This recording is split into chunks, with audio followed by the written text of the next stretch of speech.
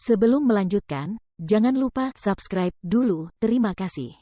Bab 477 Warisan Dewa Binatang. Huang Xiaolong benar-benar khawatir. Energi yang memancar dari bawah formasi susunan itu jauh lebih kuat dan bergejolak daripada energi yang mengalir melalui tubuhnya saat memurnikan naga ilahi purba. Apakah ini kekuatan Dewa Binatang? Huang Xiaolong menemukan bahwa energi yang luar biasa ini benar-benar terintegrasi dengan sempurna dengan kekuatan garis keturunan tongkat Dewa Binatang. Pada titik ini, tongkat Dewa Binatang terbang keluar dari tangannya, melayang tinggi di tengah kuil, memancarkan kilau merah samar yang menyelimuti Huang Xiaolong sepenuhnya. Detik berikutnya, banyak patung binatang mitologi yang diletakkan di dalam aula juga meledak dalam cahaya yang menyilaukan, menyemburkan lingkaran energi dari mulut mereka yang tampak seperti bola, jumlahnya ada 300 buah. Bola-bola energi ini kemudian mendarat di tubuh Huang Xiaolong. Panasnya yang membakarnya seolah-olah ingin melelehkan tubuhnya hingga tak bersisa. Sementara ini terjadi, kekuatan Dewa Binatang yang kuat yang memancar keluar dari susunan itu juga mengalir deras ke dalam tubuhnya.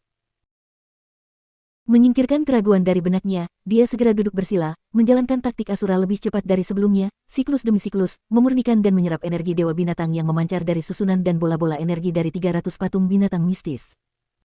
Meski begitu, kedua energi itu terlalu ganas. Meskipun fisik naga sejatinya aneh, dia merasakan tubuhnya mengembang, meregang. Rasa sakit menjalar ke sarafnya. Jika bukan karena fisik naga sejatinya dan pengalaman memurnikan 8 naga suci purba, saat kedua energi itu menyentuh tubuhnya, dia akan meledak dan mati. Waktu terus berlalu, hari pun berlalu.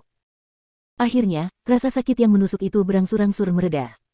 Saat ia menjalankan taktik Asura dengan kecepatan tinggi, kekuatan Dewa Binatang dan bola energi binatang mistis itu terus menyatu dengan setiap bagian tubuh Huang Xiaolong. Ia kemudian menyadari perubahan di Laut Qingnya, ki pertempurannya mulai berubah, dipengaruhi oleh kekuatan Dewa Binatang, dan fisik naga sejatinya sedang ditempa, menjadi lebih kuat. Hal yang sama terjadi pada esensi sejati dalam dantiannya. 2 hari berlalu. Huang Xiaolong merasa seperti sedang mandi di bawah sinar matahari yang hangat, diselimuti oleh kecerahan abadi. Setengah bulan berlalu. Cahaya merah delima samar menyelimuti Huang Xiaolong, cahaya merah delima samar yang sama dipancarkan oleh tongkat Dewa Binatang. Di belakang Huang Xiaolong muncul, satu demi satu, bayangan binatang mistis. Awalnya, hanya sekitar selusin, tetapi bayangan itu bertambah seiring berjalannya waktu, mencapai 300.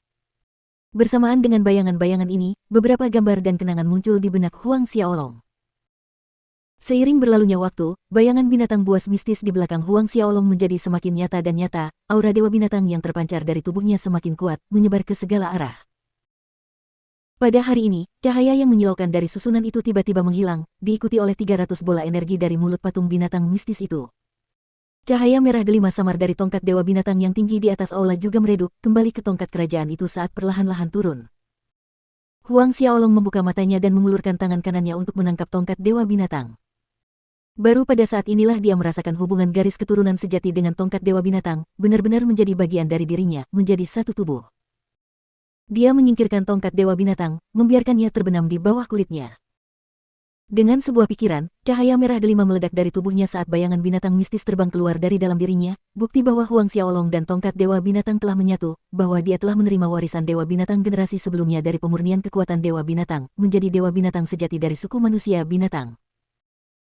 Dapat dikatakan bahwa bagi Huang Xiaolong saat ini, hanya mengandalkan kekuatan Dewa Binatang yang ada di dalam dirinya, bahkan tanpa tongkat Dewa Binatang itu sendiri, sudah cukup untuk menghalangi semua ahli suku Bisman. Selain itu, tekanan dari kekuatan Dewa Binatang di tubuhnya jauh lebih kuat daripada tongkat Dewa Binatang. Dia perlahan-lahan memeriksa kondisi internalnya. Menerima warisan Dewa Binatang dan menyempurnakan kekuatan Dewa Binatang benar-benar mendorong kultivasinya untuk naik hingga ke alam Saint Ordo ke-9 akhir. Antara kaget dan senang, dia fokus pada yang terakhir. Awalnya, dia tidak sepenuhnya yakin bisa mengalahkan Aokun dari kuil 9 naga, tetapi sekarang, keyakinannya meluap. Selama Aokun itu belum menembus alam dewa, Huang Xiaolong memiliki keyakinan mutlak bahwa dia bisa mengalahkannya dengan mengandalkan kekuatannya sendiri. Tujuannya pergi ke kuil 9 naga tidak sesederhana, meminta mereka untuk menyerahkan Jessie dari suku singa. Huang Xiaolong ingin menaklukkan kuil 9 naga. Dengan kuil 9 naga di bawah kendalinya, mengambil alih 2 kuil yang tersisa akan lebih atau kurang mudah. Menaklukkan 3 kekuatan utama klan binatang iblis pasti berarti bahwa ia memiliki semuanya di bawah komandonya. Menambahkan kekuatan suku Bisman, ia selangkah lebih dekat untuk menaklukkan seluruh benua 10 arah. Mengambil napas dalam-dalam untuk menenangkan diri, Huang Xiaolong kemudian keluar dari kuil Dewa Binatang. Saat melirik terakhir kalinya ke kuil Dewa Binatang yang kuno dan penuh misteri, siluet Huang Xiaolong menghilang tanpa jejak. Sudah lebih dari sebulan, kuil 9 naga mungkin kesal karena semua penantian ini. Huang Xiaolong menyeringai dalam hati saat sosoknya bersiul dengan kecepatan sangat tinggi menuju wilayah klan binatang iblis. Namun, wilayah ras manusia terletak di antara suku Bismen dan klan binatang iblis. Oleh karena itu, untuk mencapai kuil 9 naga, Huang Xiaolong harus melewati wilayah ras manusia. 2 hari kemudian, ia tiba di wilayah manusia pertama di benua 10 penjuru. Sinar matahari agak kabur saat Huang Xiaolong berdiri di depan gerbang kota yang diperintah manusia, menatap nama kota yang ditulis dalam aksara kuno, Kota Vermilion. Kota Vermilion. Huang Xiaolong tercengang dan terdiam sesaat.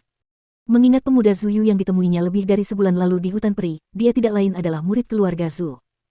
Keluarga Zhu yang sama yang menguasai kota Vermilion ini.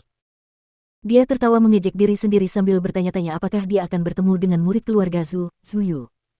Sambil menyingkirkan pikiran-pikiran acak itu, Huang Xiaolong berjalan menuju gerbang kota mengikuti kerumunan. Kota Vermilion, meskipun sedikit lebih buruk dibandingkan dengan kota-kota kekaisaran tertentu di benua angin salju, masih lebih megah daripada kota-kota kerajaan di tingkat kerajaan.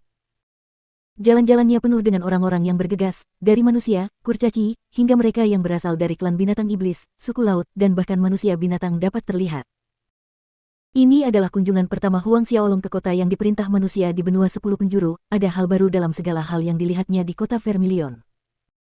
Namun, ia juga melihat sikap yang jelas di antara manusia.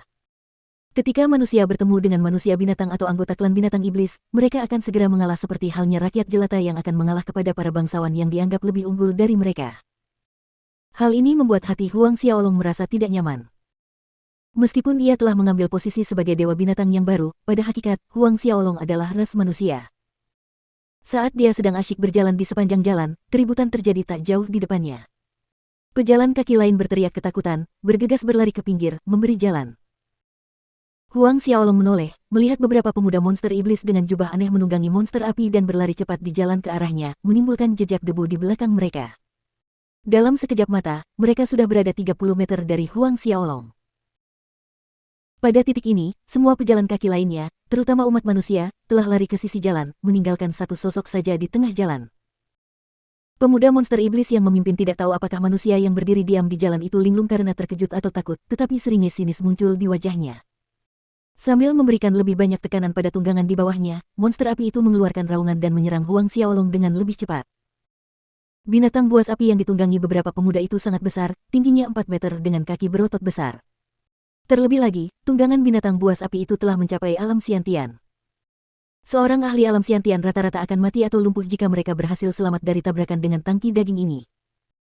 Huang Xiaolong mencibir melihat semuanya. Ketika tunggangan itu berjarak 10 meter darinya, badai dahsyat muncul, meniup beberapa pemuda dan binatang api itu keluar dari jalan, memutar mereka ke udara sebelum jatuh ke tanah dari ketinggian 10 meter. Getaran hebat mengguncang jalan akibat tabrakan dan garis retakan zigzag muncul di permukaan jalan. Beberapa saat kemudian, beberapa pemuda monster iblis merangkak keluar dari bawah mayat binatang api. Mereka semua tertutup debu dari kepala sampai kaki, menatap Huang Xiaolong dengan marah dan takut.